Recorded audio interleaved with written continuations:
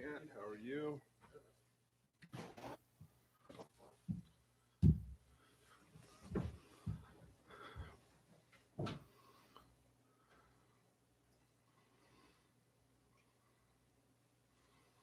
Hi, everybody. How we doing? You tired of the rain yet? Goodness. Now I'll get started. Yeah, exhibition number 2. This one's a little bit unique. We played on Saturday, and we've literally had 2 practices since then. Kind of due to NCAA rules and days off that we have to take because as we move into the season, we got some weeks where we have 3 games. So here it is on Thursday, and we've literally only practiced twice. So, I thought there was a lot of positives in the first one. Mainly our guys got in a uniform, got on the court in front of fans, and went out and played and got through that part of it.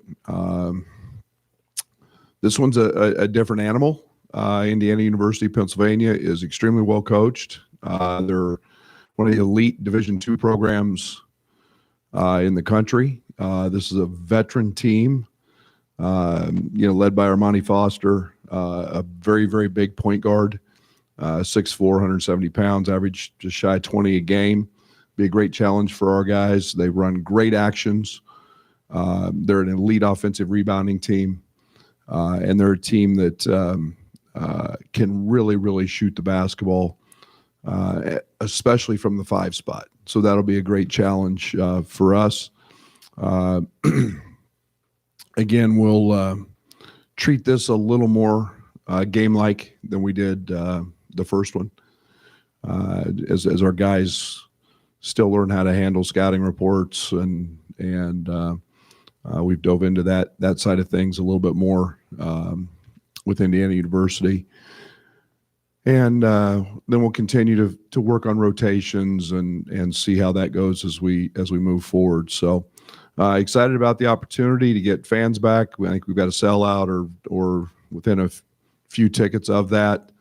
Also extremely excited about really kind of putting the last little bit of closure to last season, the ring ceremony, and going through that process and really saying thank you to everybody who was a part of making that year very, very special. So we'll do that before the game, and excited about that. One side note, I know there's a lot of speculation out there as Kofi's whatever. So we don't know anything at this point. So there's nothing to ask. There's nothing to talk about. We're just going through the due diligence of handling the processes of that. So excited for the opportunity against a very, very good team, and we will definitely get tested.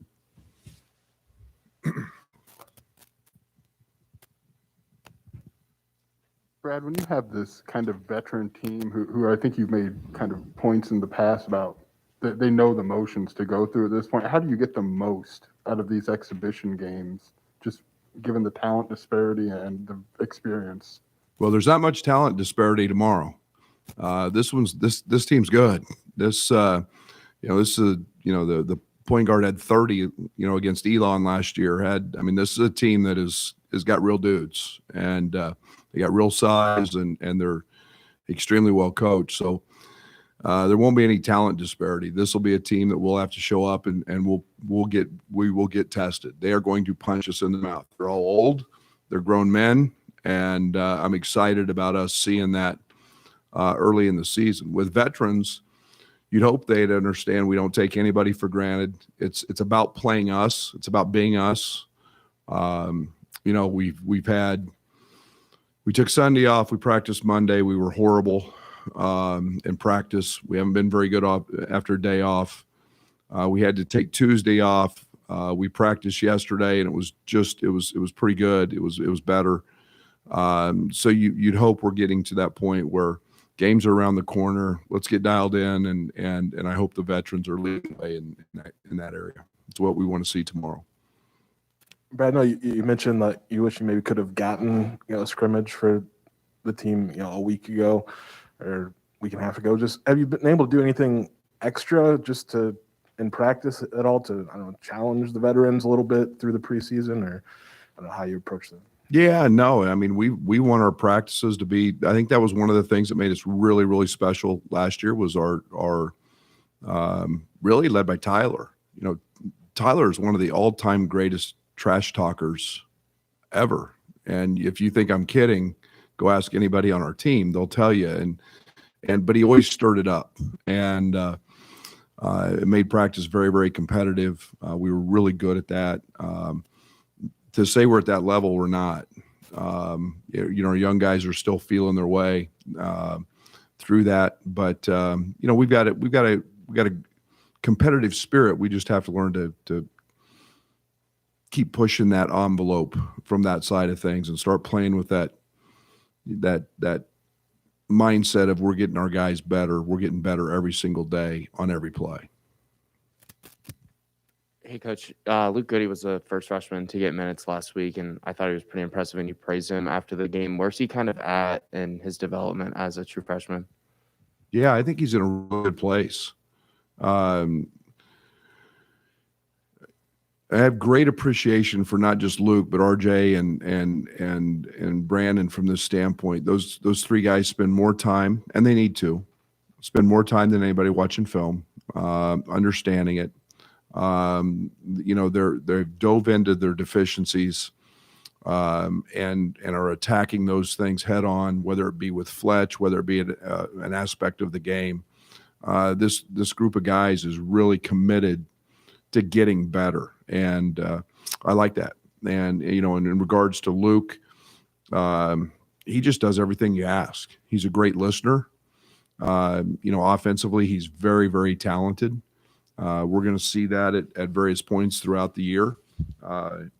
He's a young guy that's got some tools. So, we'll see that with all of them. But this is, Luke right now is in a really good place, and I'm very, very pleased with what he's been doing. Hey, Coach, could you just walk through the process real quick? What you looked at from game 1 to game 2, and are you going to make some adjustments in this one? And then how's that carry over between this game and the opener against Jackson State? Well, the first exhibition game, we didn't run anything. We ran 2 actions, and then we just kind of played in transition. We literally ran nothing. I mean, the play sheet, I kind of looked at it, and almost every time out, just to kind of trick you guys, like I was actually doing something. We only had 2 things we were going to run, and we ran 1 baseline out of bounds play.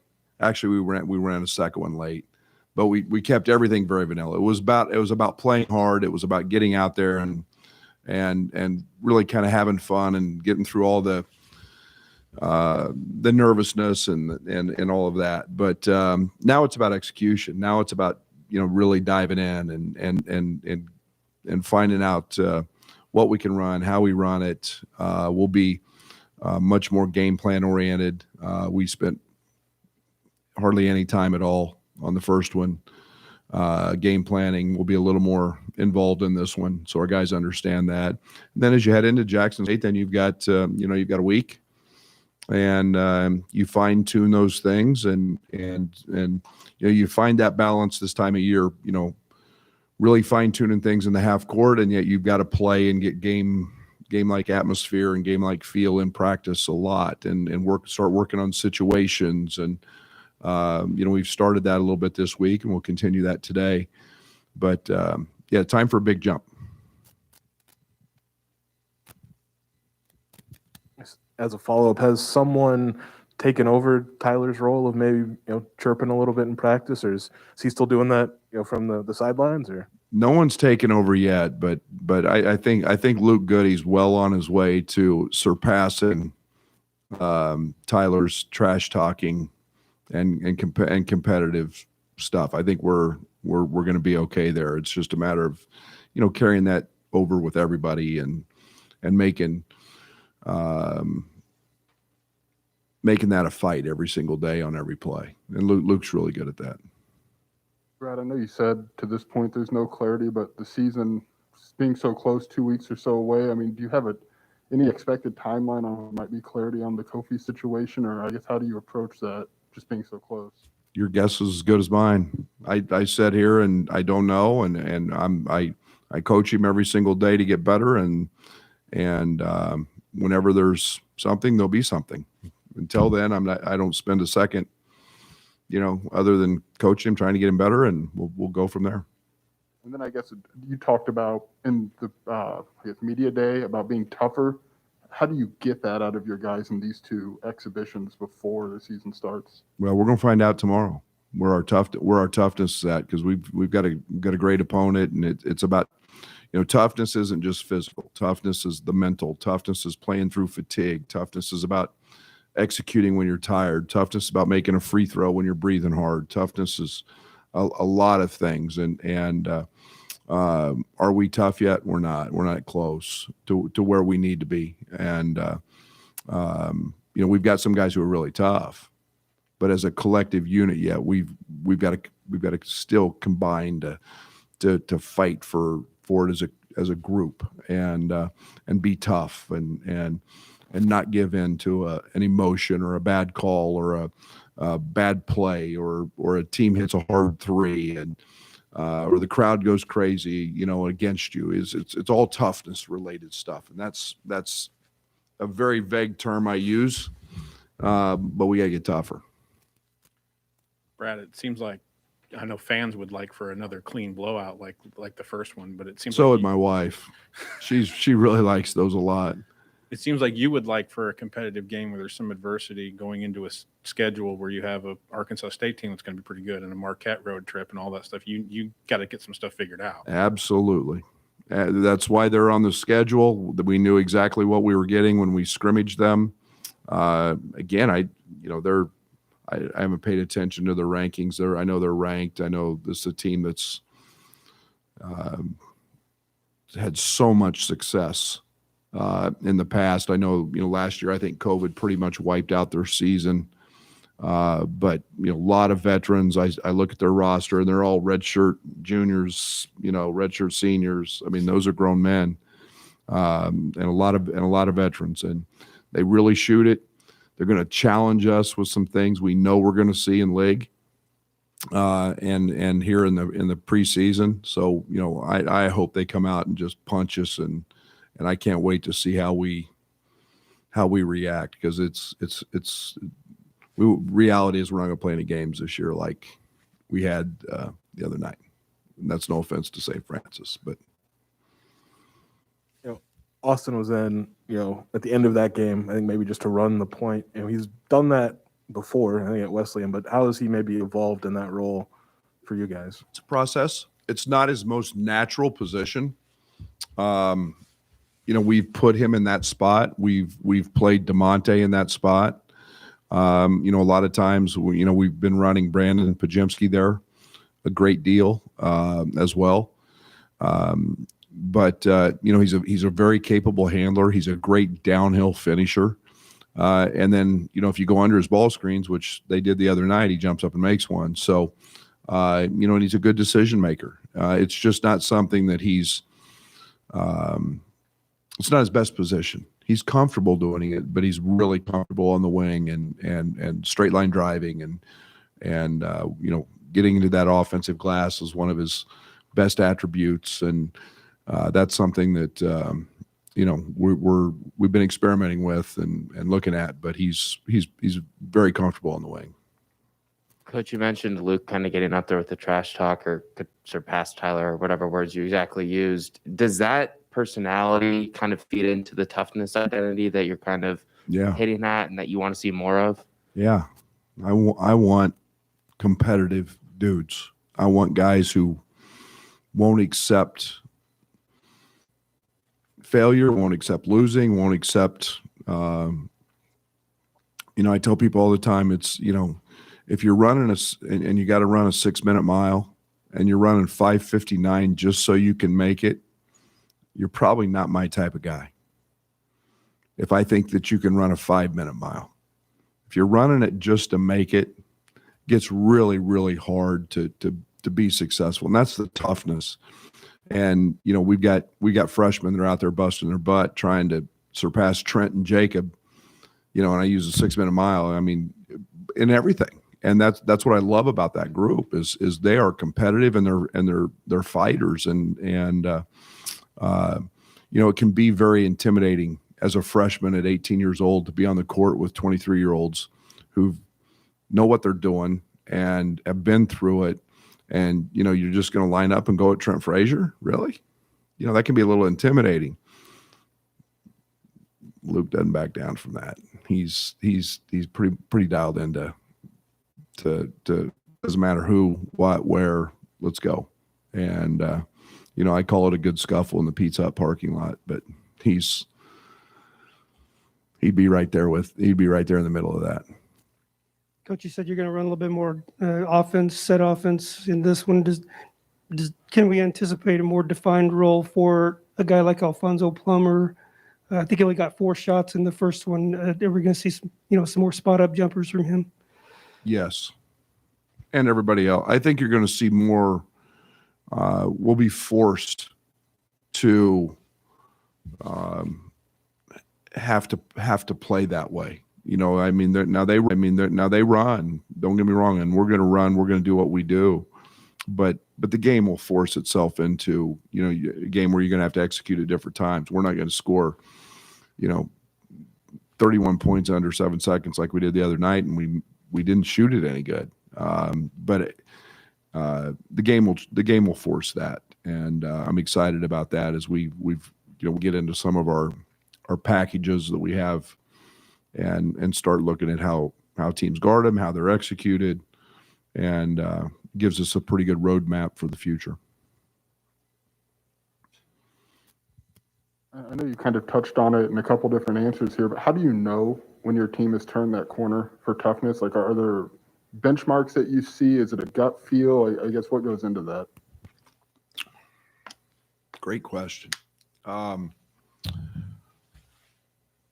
There's a little bit of feel with that, but there's a when you walk out of practice. To me, it's the saying we have everyday guys, and when you walk out of practice and that your practice has been at a high level, and then it's about our process, and our process is and I say this all the time, and people look at me like I'm crazy.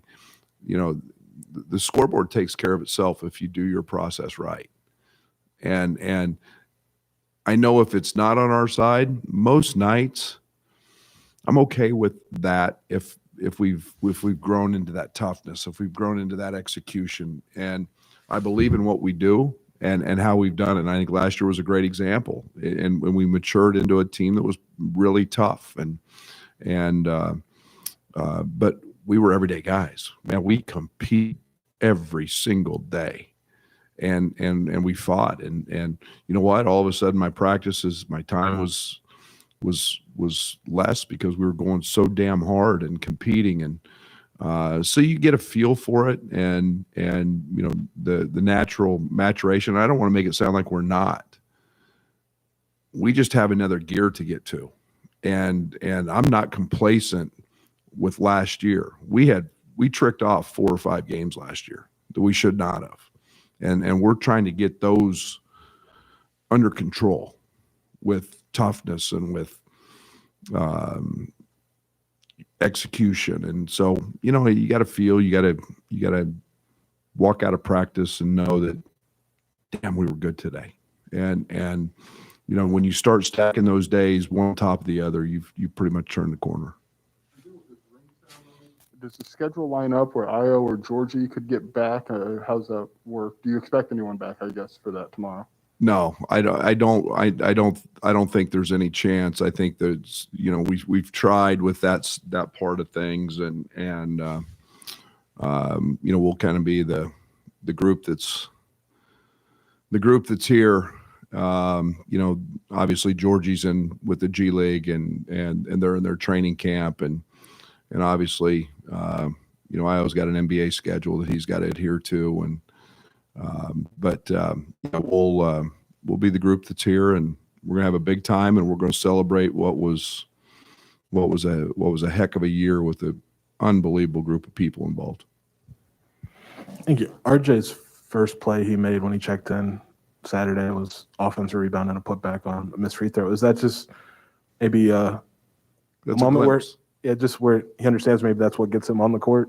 Yeah, and RJ's a guy that's made a big jump. He's had a good week. He's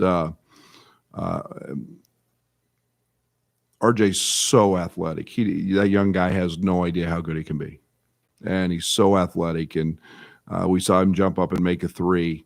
He's an elite cutter. He's got a very high IQ in terms of feel of the game. And you know, he's like any freshman, like all of our freshmen. You know, still trying to grasp the defensive side of things and the assignments. But they're all getting better, and RJ's going to be a guy that he's got a huge ceiling, huge.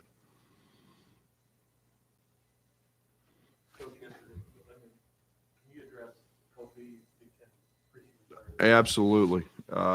Thank you, because I neglected. Obviously, I think it's pretty special that I think there's 31 conferences, and so there's only 31 guys, and I know it's preseason, and we can, you know, us coaches throw our coach speak on a lot of things and say it's only preseason, but I think there's a respect factor that goes with being named preseason Big Ten Player of the Year in the best league in the country, and I think that automatically throws you in a lot of the national talks, and he's a young man who's, I've said, is an absolute joy to coach, and I couldn't be prouder of our university, of our program, having him in it, having him be a part of so many people's lives, and it's a great honor for him. And you know, I say it all the time, I'm the blessed one. I get to coach him, and you know, to be a preseason first team All-American. On top of that, IO received those awards last year as a preseason All-American, and I think it's Illinois basketball. I feel like we're in a right place, and our brand is growing, and we've got to continue to grow that, and we got to continue to build with high character guys like that. But Kofi was very deserving, and in a league that's got elite bigs in it, and for him to win that award was a pretty special moment.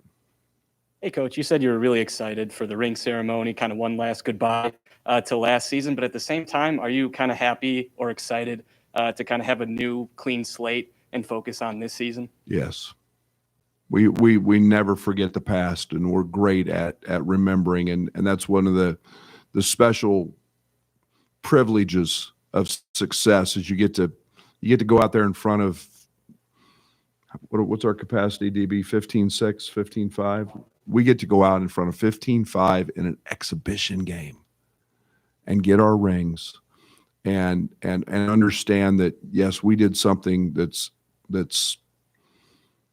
people get to celebrate with us, and I look at it more as a celebration for our fans as well, because they truly didn't get to experience that team, and it's just a little slice that they get, and so I'm really excited about that. And I know our players that were on last year's team they're giddy, they're excited and looking forward to it, and everybody wants to win a ring. We talk about it, and you know, as we talk about this year, we've put last year behind us and start working towards earning a few more.